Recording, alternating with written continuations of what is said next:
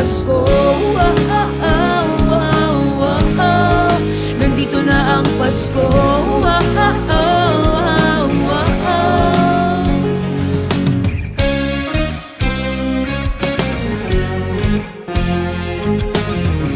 Nagbago man ang panahon, di maitatago. Pagmamahal hanggang ngayon sa ating puso. Ikalat mo ang kabutihan ng loob. Yan ang kahulugan ng Pasko. Ang Pasko'y kumapit sa pag-ibig. Pangako niyang hindi mag-iiba. Masdan mo ang liwanag na dala ng tala.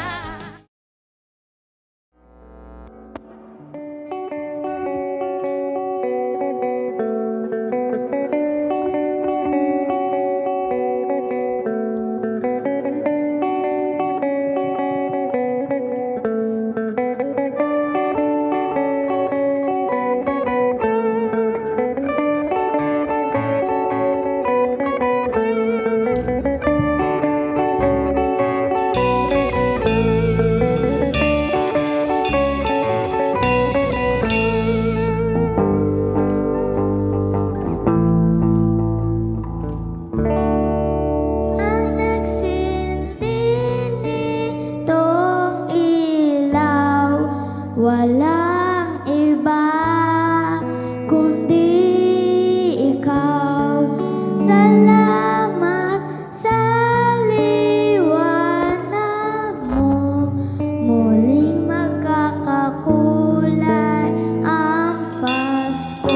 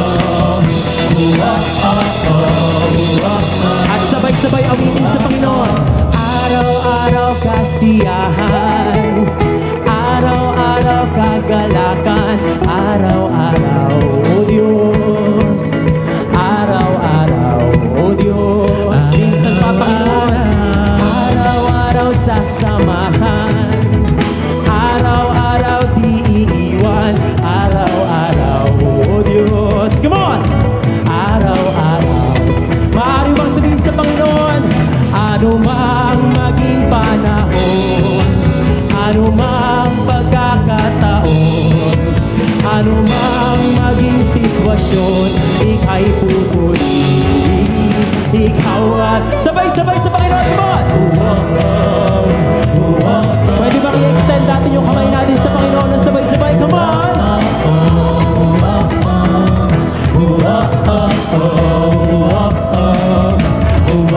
Sing!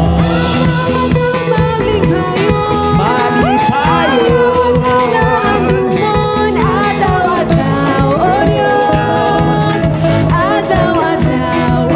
Adlaw-adlaw, O Diyos, come on! Adlaw-adlaw nga kauban, adlaw-adlaw di basagan, adlaw-adlaw, O Diyos. Come on, sing! At anumang maging panahon, Panginoon, anumang maging panahon, anumang pagkakataon, come on, hands up! Anumang maging sitwasyon, ika'y pupurihin. Sing it out! Ikaw at ikaw. Come on, sing! Sabay-sabay, come on!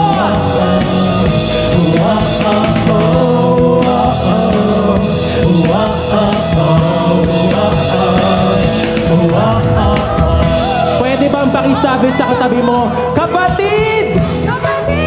Pwede mo bang isayaw yan? Para sa ating Diyos sa buhay! Kaya pwede bang ipalakpak mo yung kamay mo sa Panginoon? Come on, let's clap our hands, come on! Yung malakas na palakpakan sa Panginoon! Hey! Come on, sing! Hey! Sabay-sabay! Hey! Hey!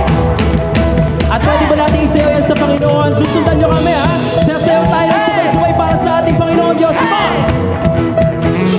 Ready na ba ang lahat? Come on, hey! Mukhang ready na ang bawat isa. Sayaw tayo!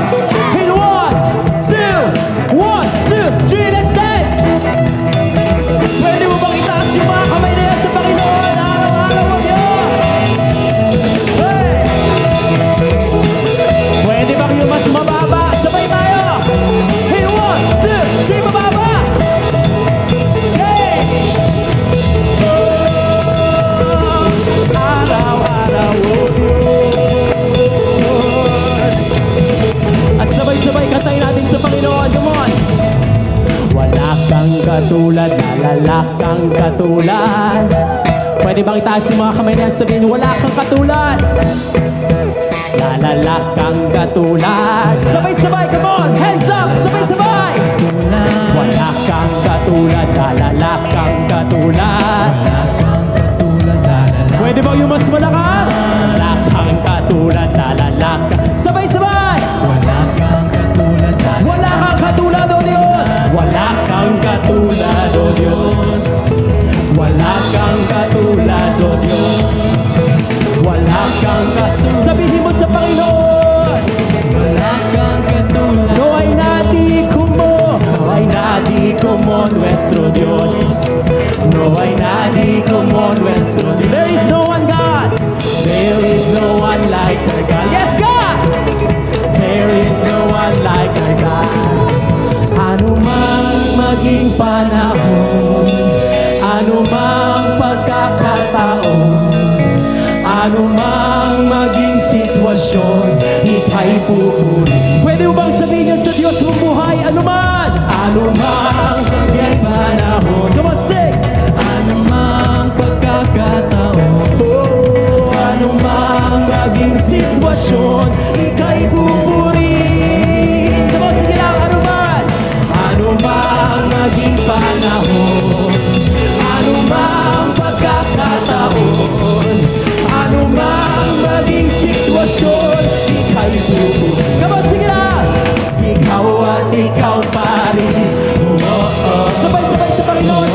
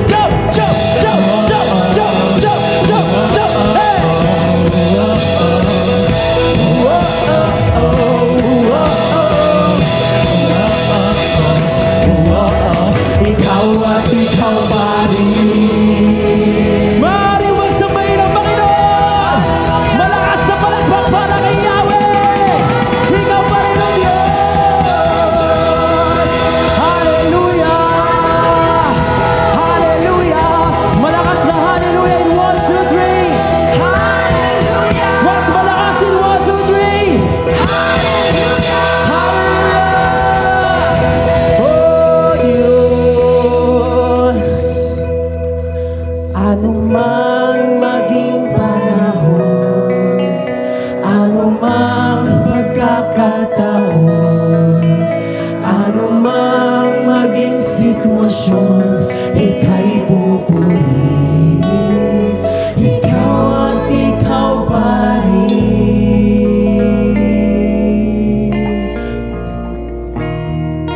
Maaari po bang patuloy na itaas ang mga kamay mo? Panginoon, ihanda mo ang aming mga puso. Nandirito kami ngayon, Panginoon Diyos, ng iba-iba, Panginoon, ang pinagdaraanan sa buhay, Panginoon. Ngunit sa kabila ng anumang sakit, Panginoon Diyos, anumang pagdurusa, Panginoon Diyos, anumang pinagdaraanan sa buhay, tapat ka, O Diyos, at patuloy namin idedeklara sa aming buhay. Kaya kapatid, maraming dahilan para itaas mo yung mga kamay mo. Buksan ang iyong bibig at magpasalamat sa Diyos sa buhay. Hallelujah!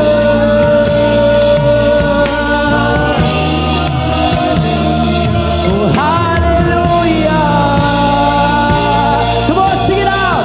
Shout your worship! Shout your worship to God!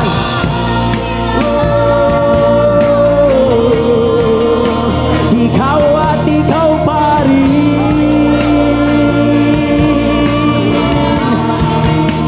Ikaw at ikaw pa rin. Maaari bang sabihin sa Panginoon, O Diyos, ikaw at ikaw pa rin.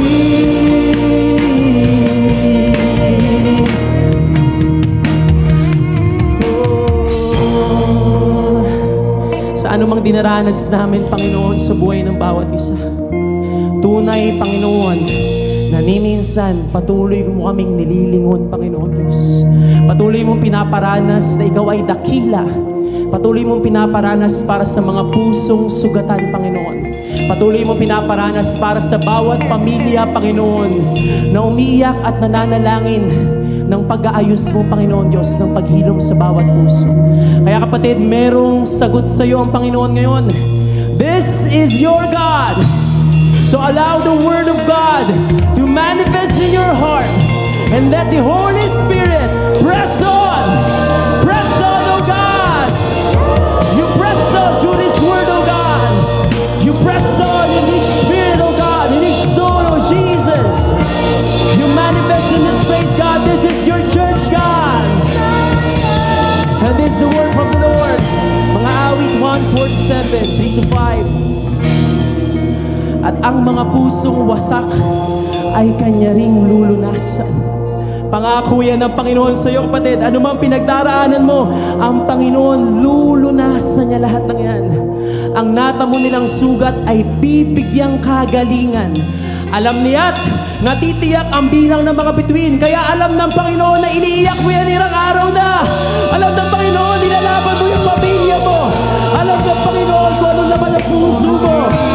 Isa-isang tinatawag sa pangalan yung tinuring. Si Yahweh na ating Diyos ay dakila at malakas. Taglay niyang karunungan, hindi masusukat at tiyan ka, Panginoon. Patuloy namin tataas sa kadakilaan mo. Patuloy namin itataas sa kapurihan mo. Patuloy ka namin sasambahin ng Diyos.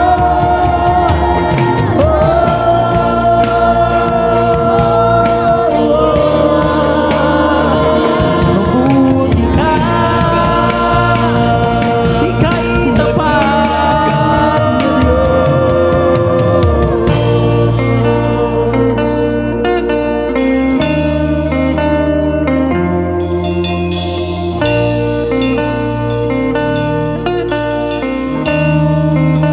Saan pa pwede ba natin taas yung mga kami natin sa Panginoon? And ask for the Spirit of God to fill our hearts with Him.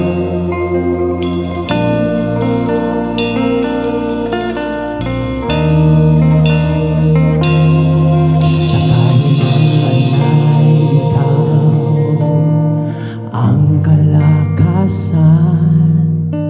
Jesus, pag-ibig mo'y panghahawakan. Nasa iyong mga kamay ang kagalingan. Wala nang alinlangan kailanman. Sa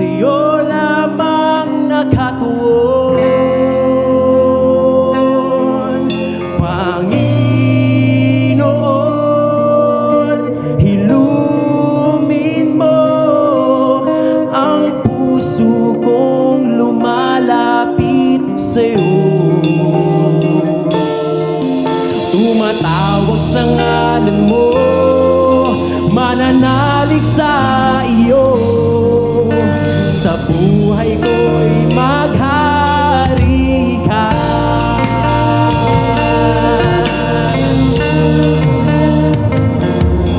Isang tinig mula, dulot ay pag-asa, mahupain bawat tao. Magtiwala ka sa Panginoon, kapatid. Can you raise your hands to our God? Yakapin mo ako ng buong higpit. Yakapin mo ng iyong pag-ibig. Sa'yo lamang, O Diyos, sa'yo lamang nakatuon. Sa'yo lamang nakatuon.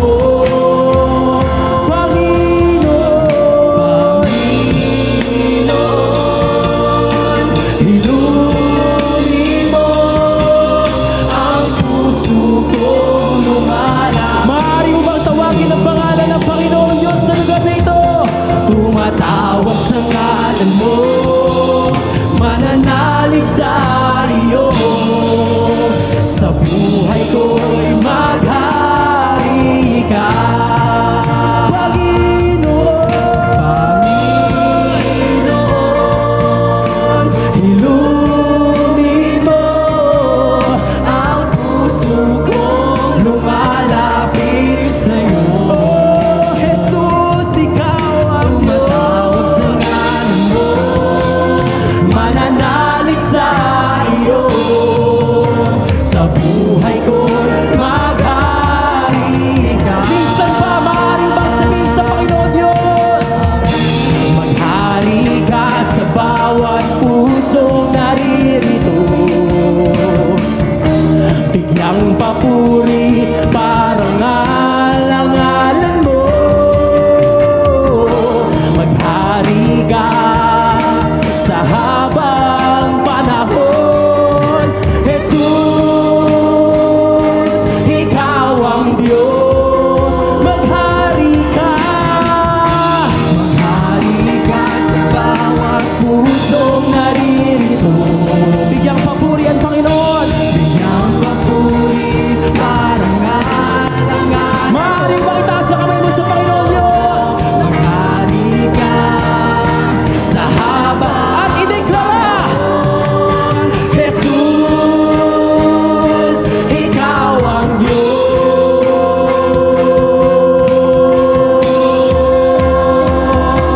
Sing it out. Hallelujah, hallelujah. Pinupuri ka na. Sing hallelujah.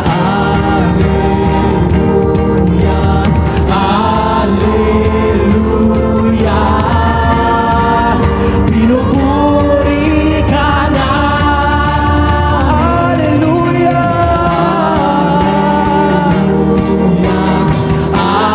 hallelujah. Pwede bang yung mas mataas sa Panginoon? Hallelujah, hallelujah, hallelujah. Pinupuri ka. Minsan ba, Panginoon? Hallelujah, hallelujah, hallelujah. Pinupuri ka namin. Hallelujah, hallelujah. Pinupuri ka namin. Sabay-sabay na sabihin sa Panginoon Diyos, ikaw ang tunay na Diyos. Ika'y walang katulad. Ika'y nag-iisa. Ikaw lang ang wala nang sa'yo ang aming papuri, O Diyos. Sa'yo ang aming tingin ng aming isisigaw sa buong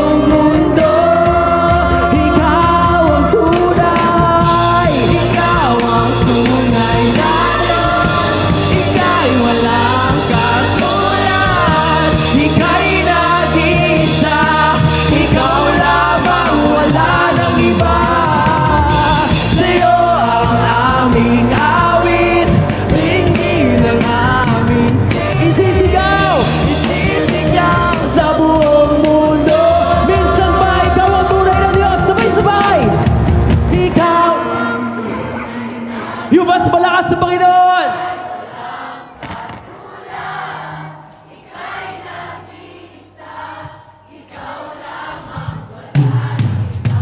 Sa'yo!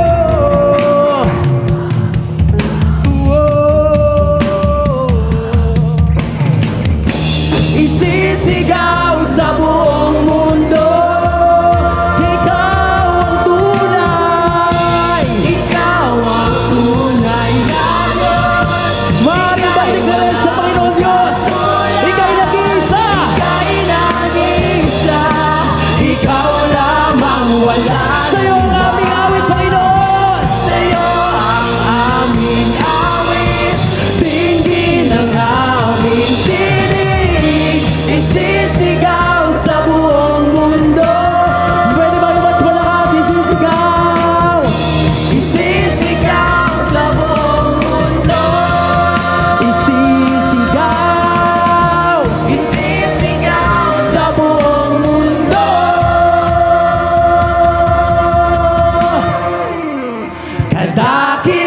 Kadakilaan mo. Maaari bang itaas ng Diyos sa buhay sa lugar na ito? Dakila ka, O Diyos! Sambahin ka, O Diyos! Purihin ka, Yahweh!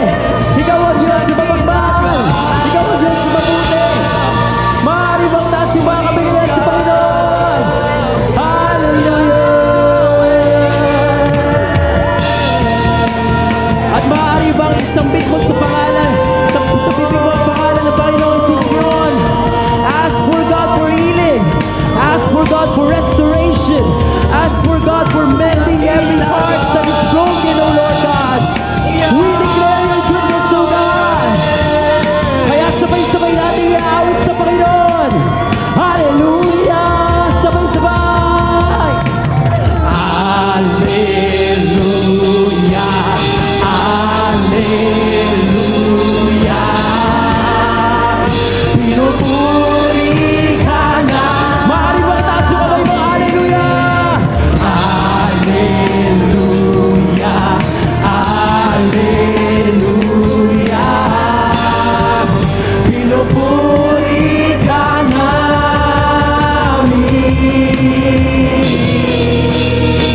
Oh Diyos, purihin ka.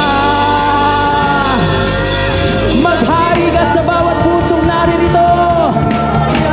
If you believe that God will heal every heart, just raise your hand to Jesus.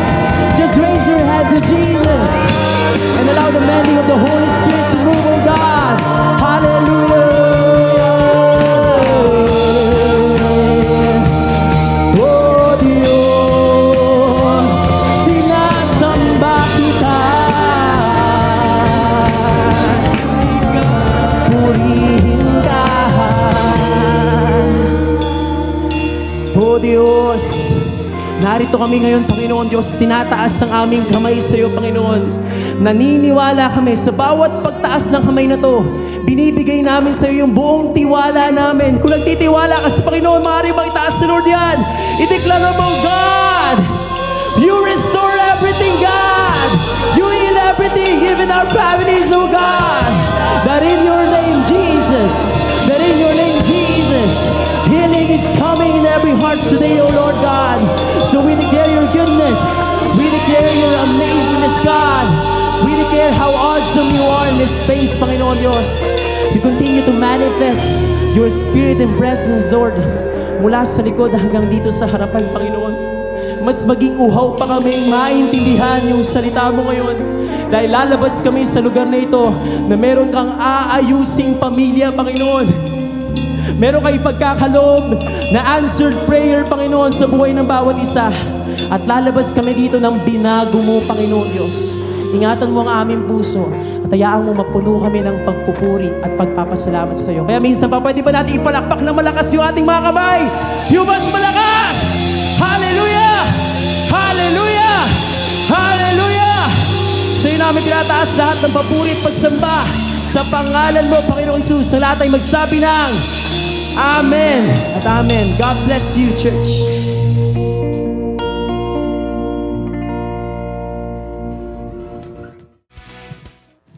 Isang magandang hapon po sa ating lahat. Pwede po ba pakibati ang katabi nyo sa upuan na maligayang Pasko? Yan. Gusto ko itong pambati kasi lahat pag naririnig to nakangiti eh. Tama ba? So napakasaya po talaga natin sa pag pinagdidiwang po ang Pasko. And today po, ay excited din po ako i-share ang word po ni Lord na family is forever. Pwede ba pakitaas yung mga kamay ng may mga pamilya?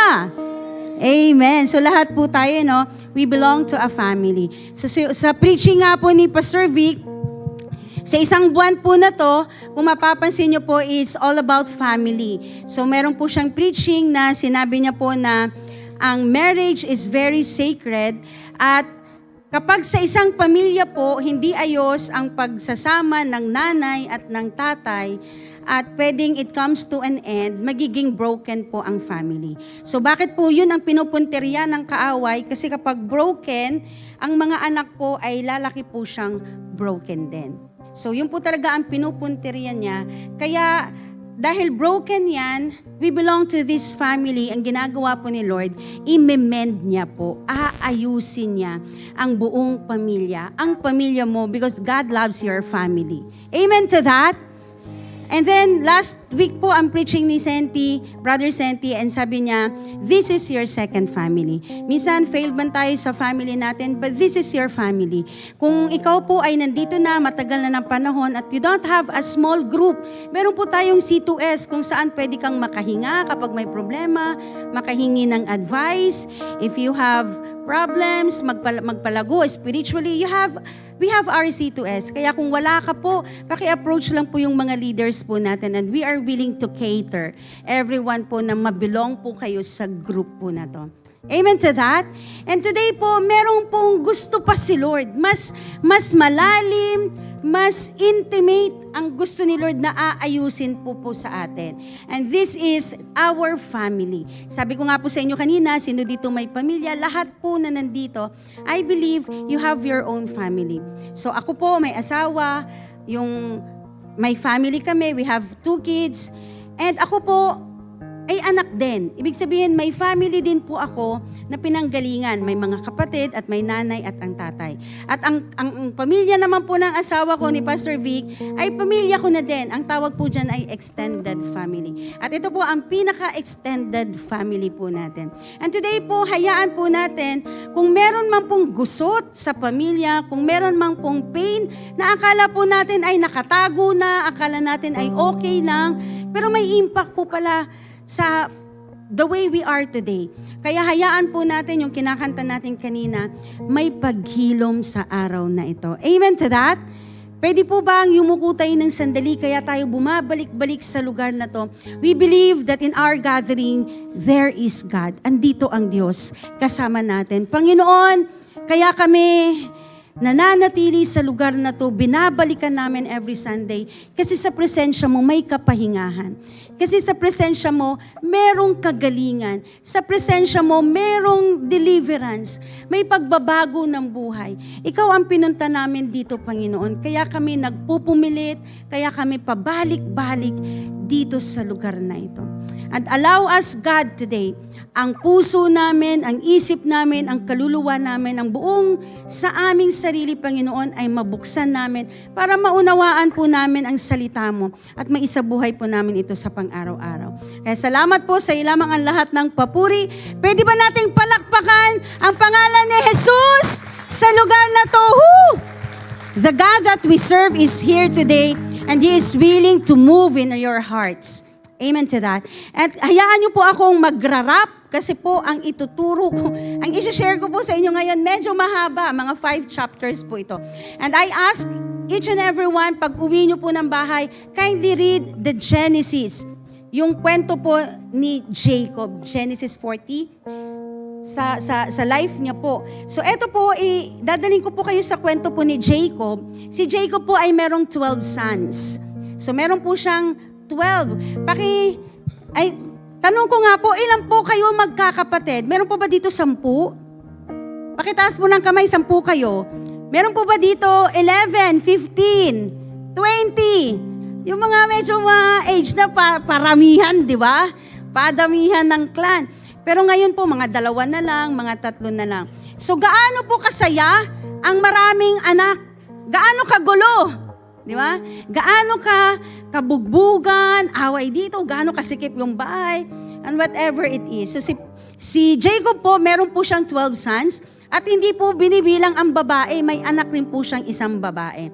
At sino po itong Jacob na to? Si Jacob po, kung titingnan po natin, siya po ay kasama po sa patriarch. Pag sinabi pong patriarch, yung una pong tatay na pinili ng Diyos para maging head ng kanyang piniling bayan. At ang una pong pinili ay si Abraham, Isaac, and Jacob. So kasama po dito si Jacob. Si Abraham, ang anak niya po si Isaac, ang anak niya po ni Isaac ay si Esau at si Jacob.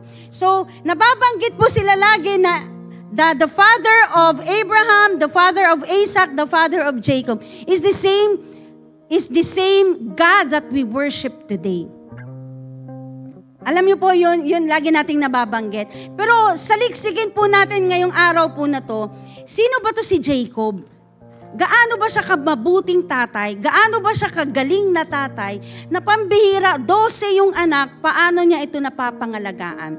So saliksikin po natin ngayon kung paano po inalagaan ni Jacob, paano siya naging tatay? Perfect ba yung family niya? Magulo ba? Messy ba? Di ba? Ikaw po ba, ang family po ba natin perfect? Magulo ba? Magkakapatid ba tayo na may mga kapatid na may alitan, matagal na, kinalimutan, nadagdagan, galit ka sa nanay mo, sa tatay po? Sino ba dito ang may perfect family? Sino dito nangangarap na perfect yung family niya? Minsan ba sa buhay mo, sinabi mo na sana hindi ito ang family ko. Sana hindi ikaw ang nanay ko. Sana hindi ikaw yung tatay ko. Sana hindi ako nabuhay sa ganitong pamilya. Ganyan din ba minsan ang naging pangarap mo, naging panalangin sa pagod mo, sa magulo nating pamilya, sa hindi perfect family? Hayaan mo na may matutunan po tayo sa buhay po ni Jacob, sa buhay po ng pamilya ni Jacob ngayong umaga na to. And this is also the word of the Lord for everyone sa atin. So ito po si Jacob, kung makikita niya po dyan, meron po siyang maraming asawa. So si Jacob po ay nilinlang niya po, dahil favorite siya ng kanyang mami, si Rebecca, nalinlang nila sa Isaac, na siya po ang magiging firstborn son. Kaya napunta po sa kanya yung blessing. At nung mag-aaway na yung magkapatid si Esau, ang ginawa niya, pinatakbo siya ni Rebecca doon po sa lugar ni Rebecca.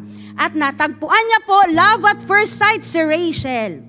Sa mga mag-asawa, sino ba dyan na tingin mo lang na love at first sight ka na? Diba? Sa mga mag-asawa. Ganun po si Jacob kay Rachel. At pinagtrabahunan niya po yun dahil sabi ng kanyang bayanan, magtrabaho ka for 7 years, ibibigay ko sa iyo si Rachel. Pero dahil na after 7 years, nilinlang ulit siya. Pangalan niya Jacob, deceive. So nalinlang siya, ibinigay sa kanya si Leah. Pampira, si Leah. Sabi sa kanya, bakit mo ako nilinlang? Ang gusto ko si Rachel. Sabi sa kanya, sige, magtrabaho ka ulit ng 7 years. Ibibigay ko na sa iyo si Rachel. At nung naibigay na sa kanya si Rachel, 14 years yun, yung ginugol niya. Nagkaroon siya ng 2 asawa. So kung makikita natin, kay Leah, hindi po yan magkakasunod na anak ha. Meron po siyang 6 na anak. Dami, di ba? Pagdating naman po kay Rachel, hindi pa po siya binihiyaan. Kaya ang ginawa po ni Rachel, yung katulong niya, ibinigay niya kay Jacob. At nung nagkaanak po sila, itinuring niya pong anak niya rin yun. Parang anak niya rin yun. So nagkaanak po si Bilha na Dan at Naphtali. At nung nainggit si Leah, pambira, nag-inggitan pa, ibinigay din yung kanyang katulong. At nagkaanak naman yon at dumami rin. Nagkaroon ng Gad at Asher. At sa huling pagkakataon, nabuntis na po at nabiyayaan na po si Rachel. Ang anak po nila ay si Joseph at si Benjamin. Yung parang pinaka-last na po, matanda na po ito si Jacob nung ipinanganak po ito. So sa ganitong setup, alam niyo po, tao lang din po sila. Same lang po ng feelings po natin. Hindi lang po accepted yung gantong setup sa atin, pero siguro sa panahon po nila. Na napakagulo po, imagine mo yun, 12 iba-iba nanay. Ang gulo nun. Ang selosan nun. Tama ba? Ikaw nga, pag may kachat na yung asawa mo, sino yun? Di ba? Ganun na kaagad yung reaction natin. But these 4, grabe yung selosan ng mga to. Lalo na po sa kanilang mga anak. So kung titingnan natin, sa pinaka-kwento po, eto po yung kwento po, laging si Joseph ang bida. So ngayon, aalamin natin kung ano ba talaga ang pamilya nila. Hindi lang po si Joseph. But this time, si Joseph po ay binigyan niya po ng kanyang best coat. A coat of different colors. Alam niyo po, hindi lang po pala siya na ibinigay ng ganun lang kaganda kasi favorite. No. It has a symbolism. It has a status symbol. Na kapag sa panahon nila, binigyan ka ng ganyang kagandang robe, ang ibig sabihin, you're not a shepherd. You are not, hindi ka po magsasaka. Hindi madadapuan yung kamay mo ng lupa. Ikaw po ay tagatingin sa kapatid mo. Ikaw ay taga-manage sa kapatid mo. So, ganun ang ibinigay sa kanya. So, ito si Jacob na sa kanya pong panahon din po, balikan ko lang si Jacob, isang beses sa kanyang buhay, pabalik na po siya sa Canaan, na-encounter niya po si God. Ang ginawa niya, nalaman niya na si Lord yun, niyakap niya, nakipag-wrestling siya. Ito po yung sinasabing wrestling. Ni-wrestling niya, ayaw niyang bitawan. Sabi niya, hindi kita bibitawan hanggat hindi mo ako ibibless. So dahil makulit si Jacob, pinalo na lang siya para mabitawan, pero binless siya ni Lord. Kaya sa kanila na po nagmumula ang Israel na nation. So balikan ko lang, itong si Jacob na naka-encounter kay Lord, pambira, may favoritism. Yung pagiging tatay po ni Jacob sa kanyang mga anak, isa lang ang gusto niya, dalawa lang ang gusto niya at paborito niya. Kung titingnan nyo, yung kanyang mga kapatid, pambira yung muka, galit na galit. Sa mga magkakapatid po, alam natin na may favorite sa ating magkapatid. Tama? Pero sa nanay, tatanungin mo, sinong favorite mo? Wala, lahat kayo. Pero bakit kapag ang ulam ay toyo, pero dun sa favorite, fried chicken, kahit leeg, fried chicken pa rin yun. Bakit sa kanya sinasabihin, wag mong galawin yan, para sa kanito yan. Tapos sasabihin niya, walang favorite. Sometimes meron po talaga. At kapag hindi ka favorite, eto po yung pain. Kaya eto po sa mga kapatid ni Joseph, ang tindi po ng pain nila, na ang favorite po ng tatay nila si Joseph lang. At itong si Joseph na to, nanaginip pa, favorite na nga, nanaginip pa siya. At dahil sa panaginip niya, sinabi niya pa sa kanyang mga kapatid, alam mo yun, favorite ka na, tapos binilang ka pa ng bagong damit, sasabihin mo, oy, may bago akong damit. May kausap nga ako kanina, may bagong damit, pero yung sa kanya mapupunta, yung luma, pinaglumaan. Di ba? May mga ganun po sa magkakapatid. But this Joseph, ang panaginip niya, kwento niya pa, sabi niya, yung mga bigkis po ng inyong mga palay, luluhod, yuyukod sa akin. Sabi ng mga kapatid niya, oh, yuyukod kami sa'yo. Sabi ng ganon. At nanaginip pa, hindi pa natigil yung kanyang panaginip. Nanaginip pa siya na lahat ng stars, 11 stars, the sun and the moon, yumukod pa sa kanya. Kaya sabi ni Jacob sa kanya, tigilan mo na yan. Pati ako at ng nanay mo, yuyukod sa'yo. Sabi sa kanya ni Jacob. Kaya itong si, di ba, minsan, favorite ka na parang ang lakas ng backer mo, di ba? Pag favorite ka, pahingi tubig, lakas ng backer di ba? Bigyan mo yan, di ba? Pag favorite child, sometimes ganyan. Kaya malakas ang loob. Pero dahil nga sa galit ng kanyang mga kapatid, pinag-isipan na po siyang patayin. Ang ginawa po nila, alam niyo na po yung kwento na to, bibilisan ko lang ginawa nila, itinapon doon, at yung kanyang damit, niluray-luray, nilagyan ng dugo ng goat, para kunyari, namatay siya ng mga bababangis na hayop. Pero itong si Reuben, sabi po, ito si Reuben ang panganay. Sabi niya, uy, wag nating saktan yung kapatid natin, dugo natin yan. Hanggang salita lang. Pero hindi niya kinontrol ang kanyang mga kapatid. Tingnan niyo po ang mga ugali ng magkakapatid. But this Judah, nakita niya may mga merchant, may mga bumibili ng tao para maging alipin. Ganun po sa panahon nila. Ang sabi ni Judah, why not ibenta na lang natin si Joseph? Wala tayong pakinabang kung papatayin natin benta na lang kaya natin. May naalala ba kayong kwento sa Bible na binenta rin si Jesus? Ano nga pangalan nun? O di ba, kapareha sila, di ba? Binenta niya rin si Joseph. Sorry po kapag may Judah ang pangalan dito. So, binenta niya po si Joseph. At itong Joseph na to, ito po yung life niya. Binili po siya ni Potiphar dahil nilalako po yan Nilalako yan sa Egypt, binili siya ni Potiphar at nagustuhan ng asawa ni Potiphar. So, pinagpantasyahan si Joseph at ginawa pang parang ginahasa siya, ginawa pa ng kwento na ginahasa siya. At this Joseph, napunta sa kulungan. Imagine mo, yung favorite child at yung nagsabi sa kanyang mga kapatid, lahat kayo, yuyukuran niyo ko, napunta sa kulungan. Bakit po kaya? Di ba po? Yung buhay niya, pero makikita niyo, hindi po nagreklamo si Joseph. At doon po sa kulungan, nakita, mayroon po siyang 2 inmates po dyan. Sabi nila, nanaginip kami. At ang interpretasyon niyan, sabi ni Joseph, ikaw ay babalik doon sa pwesto mo, doon kay Pharaoh. At ikaw naman ay mamamatay. So nagkatotoo. At nung sinabi ni Joseph, wag mo akong kalimutan doon sa nakabalik sa Pharaoh, wag mo akong kalimutan. Pero ito, nakalimot. Ilang years po na nasa kulungan pa rin yung sinasabi niya na lahat ng kapatid niya yuyuko sa kanya. So, and then, nanaginip po si Pharaoh, ito na po yung moment niya, na payat, 7 bakang payat, 7 bakang mataba. Walang makapag-interpret kahit sino. Kaya naalala po nung isang kasama ni Joseph na meron palang nag-interpret na totoo yung kanilang panaginip. Kaya pinatawag si Joseph. And it ends his story here. Siya po ay ginawang next to Pharaoh, the governor of Egypt. So, di ba, sabi ko sa inyo, gwapo si Joseph. Di ba? Kaya siya pinagpantasyahan So ngayon, dahil ginawa siya, sabi ni Pharaoh, ikaw na ang bahala. Dahil 7 years na sagana, sobrang sagana po talaga yung panahon po na yon, yung 7 years na yon. At kaya po sila naggumawa ng mga pyramids. Ang sabi po, kayang pakainin ang buong mundo. Ang lupit po ng kanyang pag-imbak. Ang lupit po ng kanilang strategy. But this Joseph, sa kanya pong taggutom na, kasi tapos na po yung 7 years na sagana, taggutom na. At si Jacob, pagdating po sa Canaan, taggutom na rin po. Ang sabi niya sa 10, kasi 11 na lang yung kasama niya. Sabi niya sa 10, pumunta kayo sa Egypt, may pagkain doon, bumili kayo, at para hindi tayo mamatay sa gutom. Sinend niya po yung 10. But this 10, imagine nyo po, nung narinig po nila na Egypt, meron po silang matinding sekreto.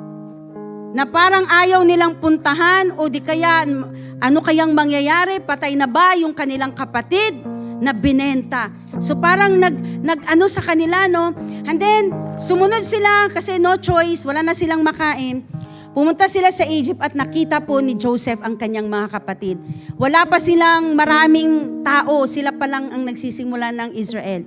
So magkapatid pa lang at kasama po nila yung mga Canaanites. At nung nakita po sila ni Joseph, sabi sa kanila, spy kayo. Natandaan po ni Joseph pero siya hindi na siya makita, syempre sa OOTD.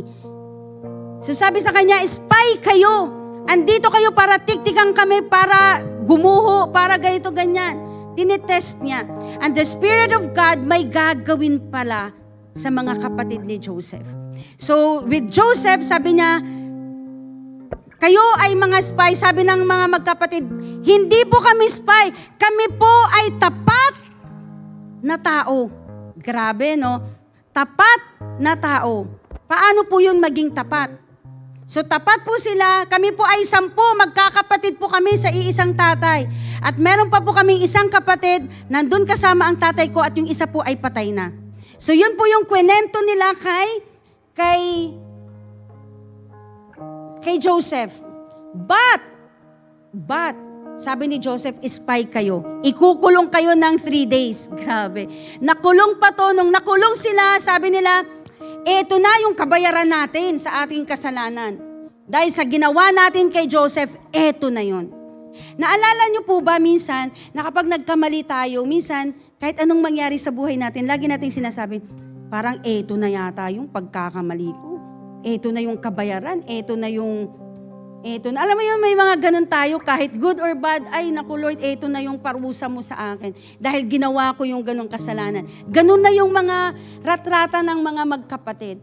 Pero after 3 days, sabi ni Joseph, sige, palalayain ko kayo, basta yung yung isang kapatid nyo na nandun sa tatay nyo, dalhin nyo rito. Pero iiwan nyo si Simeon. Imagine nyo po ang mga feelings ng magkakapatid. Titingnan po natin dito in Genesis 41, pagdating nila sa Canaan, sinalaysay nila lahat yon kay Jacob. Ang nangyari, sabi nila, Ama, napakabagsik po ng gobernador sa Ehipto. Akalain mo ba naman, pinagkamalan kaming espiya? Di ba? Sabi nila, sinabi pa namin na tapat na tao. Di ba? Mahirap mabuhay sa kasinungalingan. Sila po ay nagsinungaling kay Jacob, sa pamilya nila, nagsinungaling sa tatay nila. For how many years na patay na ang kanilang kapatid? Pinagsinungalingan nila na namatay yun sa mabangis na hayop. Pero hindi. Nabuhay po sa kasinungalingan, maging yung kanilang tatay, pinaniniwalaan na po na yun ang totoong, pero sinungaling po yun, kasinungalingan po yun. At sabi dito, ipinagtapat namin na 12 kami, pero yung isa patay na. Yung mga kapatid ni Joseph, nabuhay sa matinding sekreto.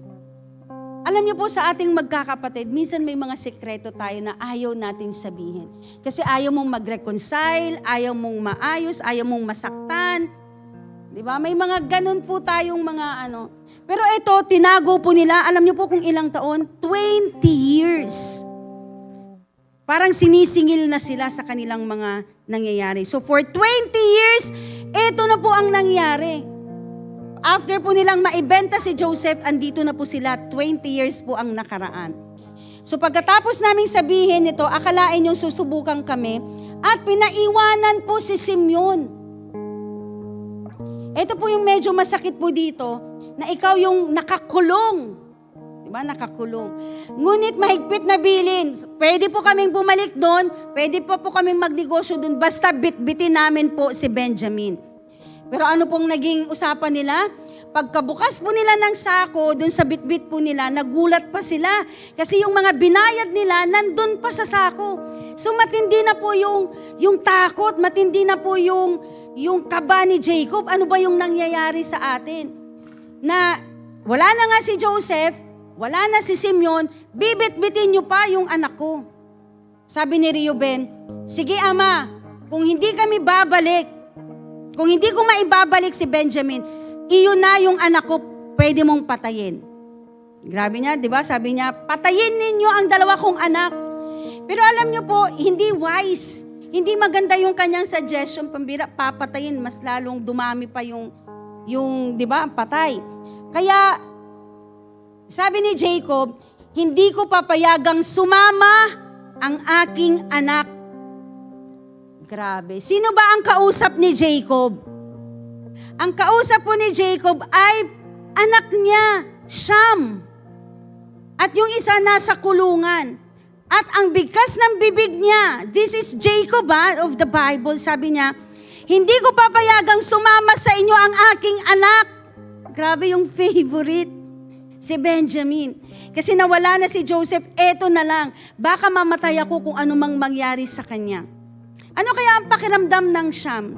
Ano kaya ang pakiramdam ng magkakapatid na pinapamukha na hindi ko kayo favorite, wag nyo tong kunin sa akin? Ano kaya ang pakiramdam? Ano kaya ang pakiramdam ni Simeon na nandun siya sa kulungan? Na alam niyang favorite ni tatay ko yun, wala na akong chance mabuhay. Di ba? Ang sakit nun. Akala mo kwento lang yan, totoo yan, may emosyon din sila, parang ikaw din yan. Kung ikaw yung nasa kulungan, may chance pa kaya akong mahalin ng tatay ko? May chance kaya akong piliin din ako ng tatay ko? May mga biktima po ba dito na inabandonan ng tatay? May biktima po ba dito na hindi minahal ng tatay, ng nanay? May pain. May pain, masakit. Di ba? May hindi kinalala ng tatay. Grabe. Mas matindi naman yun.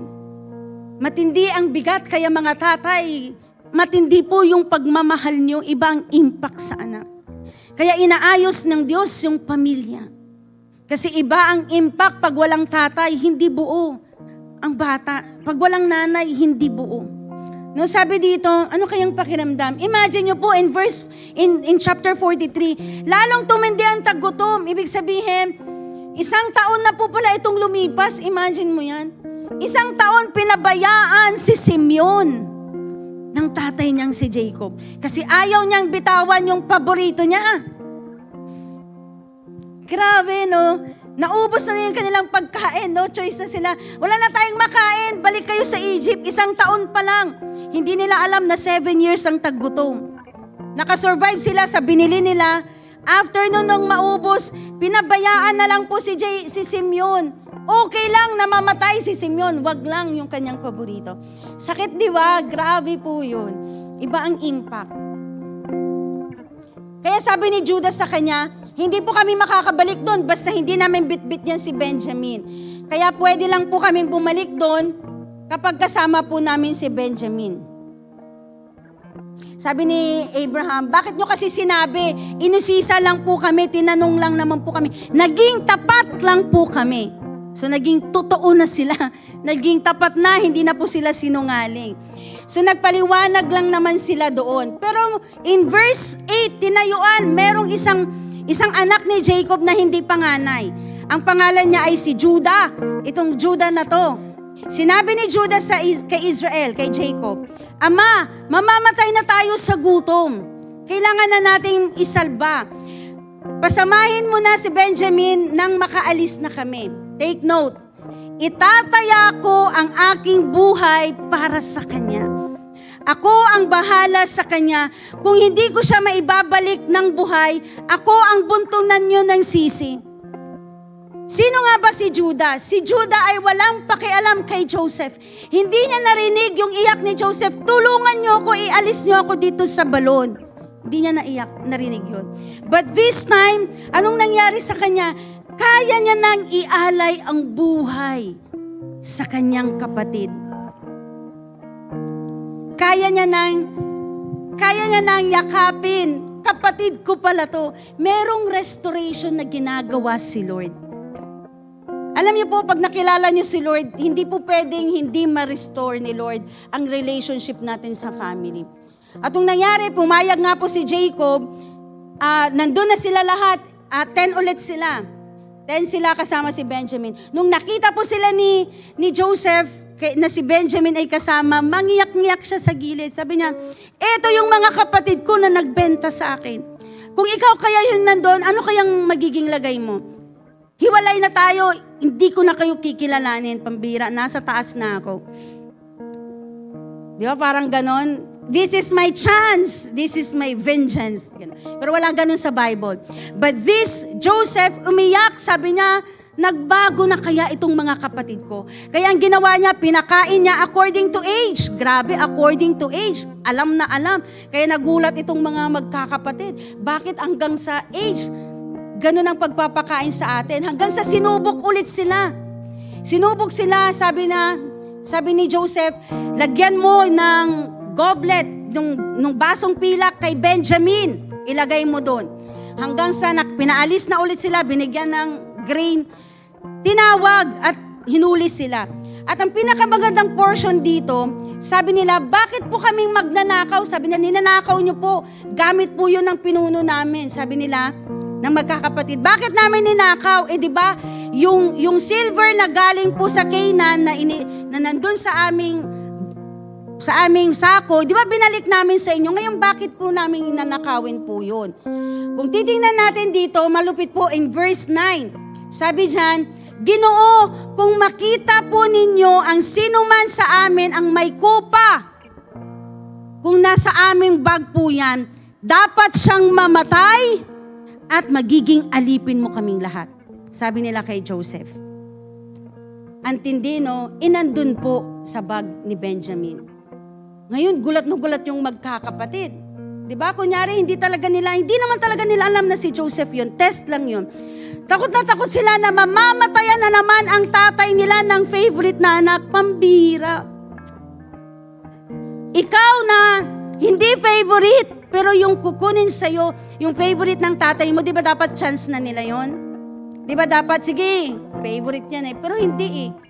Kita mo may restoration ginagawa. Lumapit si Judah, tinayuan ni Judah, sabi niya, nakiusap siya. Di ba po, gusto niyo lang po makita na totoo ang sinabi namin, magkakapatid kami, kaya namin dinala. Ngayon, kung siya ay mamamatay, mas mamamatay po yung tatay naming matanda na. Kaya ako na lang. Di ba, sabi ni Judah dyan. In verse 37, isa pa, itinaya ko ang aking buhay para sa bata. Hindi na po bata si Benjamin. Benjamin is 27, 28, or 30 years old by this time. Ang sabi dyan, kaya kung papayag kayo, ako ang aalipinin ninyo. Wag lang yung kapatid ko. Alam niyo po, may isang tao din, may isang Diyos na nagsabi niya, ako na lang ang sasalo sa kaparusahan ng kasalanan niyo. That is Jesus. Kaya po si Jesus nanggaling sa tribe ni Judah. Dahil ang ginawa po ni Judah, ganun din po ang ginawa ni Jesus. Isinalba niya ang kanyang pamilya sa gutom, isinalba niya si Benjamin. Nakita ni Joseph na nagbago na yung kanyang mga kapatid. Pambira, may restoration.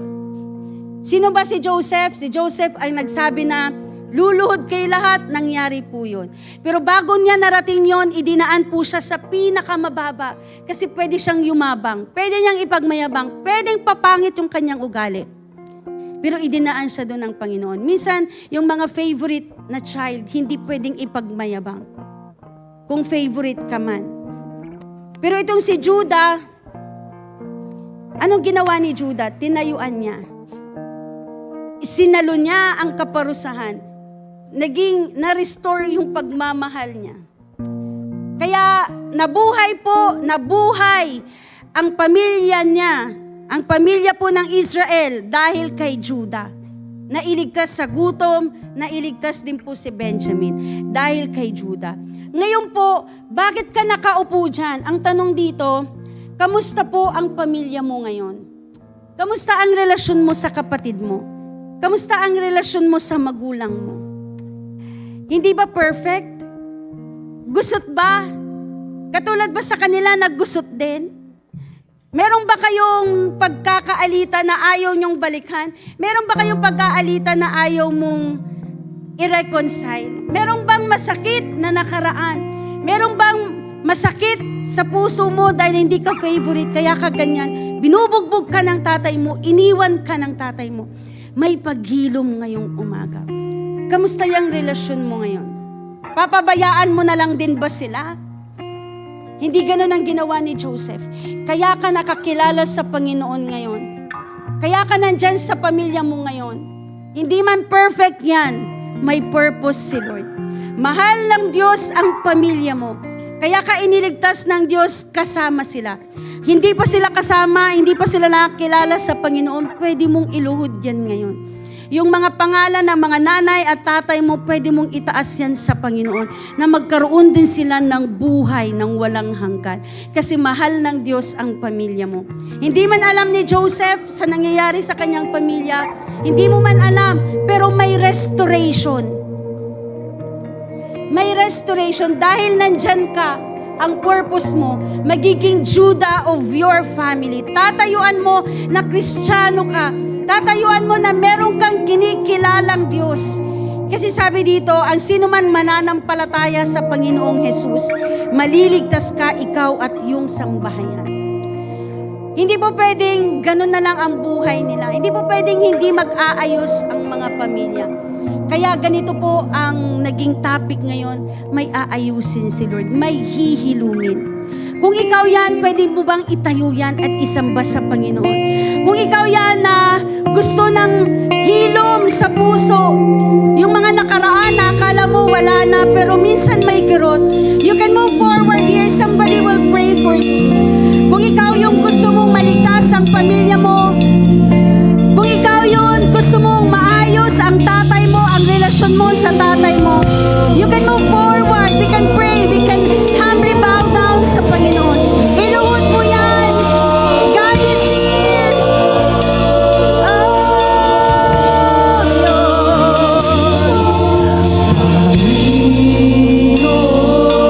Iyak mo yan sa Panginoon. God is here.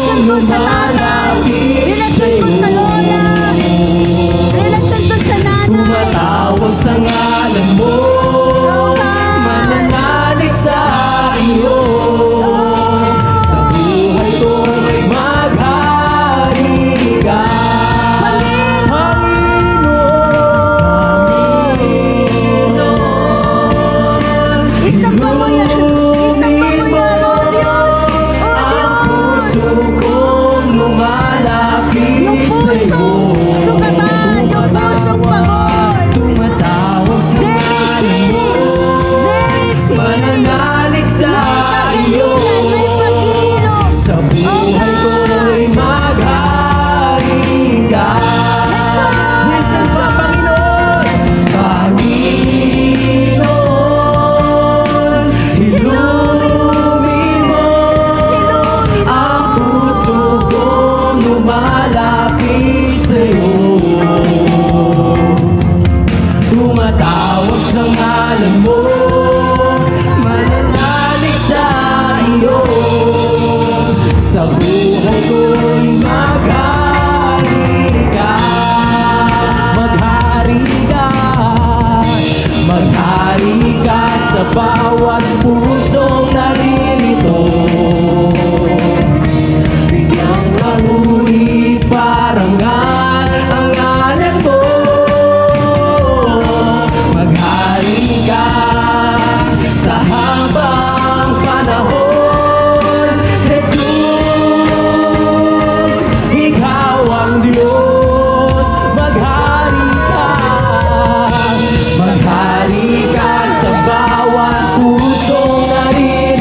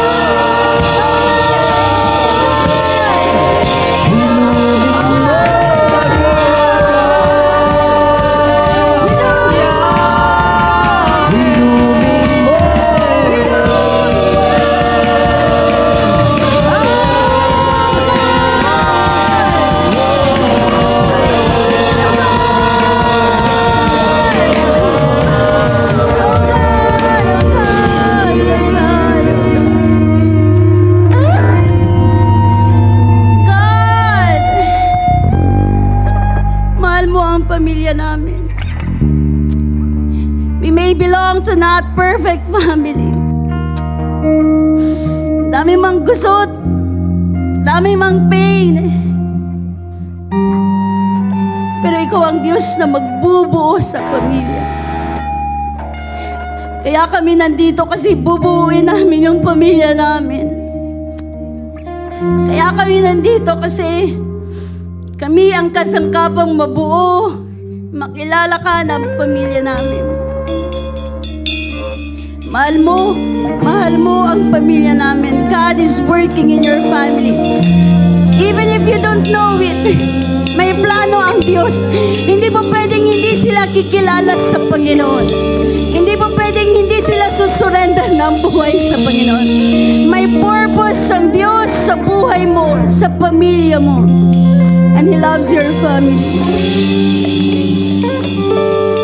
He loves your family. Yung pamilya na gusot man yan, pero mamahalin at mamahalin mo para mabuo. Salamat, Panginoon, sa paghilo, sa matagal ng sugat. Patawarin mo din po kami sa mga gulang na hindi namin sinasadyang magkaroon ng favoritism. Patawarin niyo rin po kami sa mga anak na nagtatampo sa magulang at hindi mabuo yung pamilya. God, you have seen this family. At may forever sa iyo, Lord. May forever sa family namin. May forever na mabuo yung pamilya namin. And we just want to thank you, Lord, kasi meron kaming Diyos na magbubuo. Meron kaming Diyos na magmemend. Kahit gaano kahirap magpatawad, kahit gaano man kasakit yung ginawa, turuan mo kaming magpatawad. Lord, turuan mo kaming magpatawad. Meron kaming Diyos na nagtuturo paano magpatawad. Meron kaming Diyos na nagpapatawad. Meron kaming Diyos na naghihilom ng anumang sugat. At meron kaming Diyos bubuo ng pamilya. Maraming salamat dahil yung Diyos na pinupunta namin dito, totoo. Yung Diyos na pinunta namin dito ay buhay. Buhay sa buhay namin. We just wanna thank you, God. We just wanna thank you, Lord. Salamat, salamat. Salamat sa pagmamahal. Hindi namin kayang tumbasan, Panginoon. Hindi namin kayang tumbasan yung ginagawa mo sa buhay namin. So that is perfect. Can we lift up those tithes and offering? Lord, yung pagbibigay namin sa iyo, marami pang pamilyang maabot. Maraming gusot na pamilyang maabot. Maraming wasak na pamilyang maaabot. Maraming durog na pamilyang maaabot. Hayaan niyo po yung pagbibigay namin sa iyo, magamit ito at maabot at maging buo ang maraming pamilyang sasamba sa iyo. Sa iyo lamang ang lahat ng kapurihan. Ingatan niyo po kami wherever we go, Lord. Maging blessing kami sa pamilya namin. Give us the strategy paano mawin ang aming family. Sa iyo nga lang po, Panginoon, ang lahat ng kapurihan at kapasalamatan. In Jesus' name we pray. Amen and amen. God bless you. Yan ang kahulugan ng Pasko. Ang Pasko'y sumapit, kumapit sa pag-ibig. Pangako niyang hindi mag-iiba. Basta't mo ang liwanag, nadala ng tala, pag-asang sa Kanya'y nagmumula. Nandito na ang Pasko.